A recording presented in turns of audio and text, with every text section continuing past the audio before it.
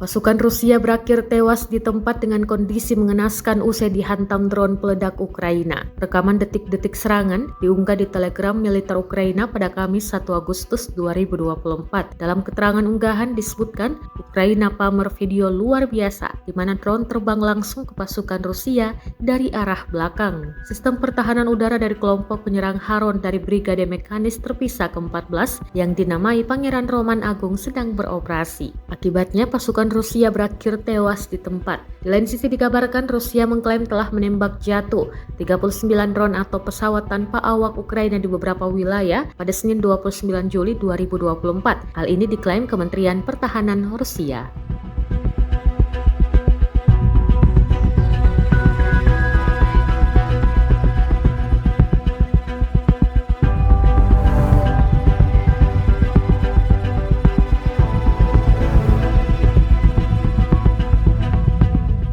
Download Tribun X sekarang, menghadirkan lokal menjadi Indonesia.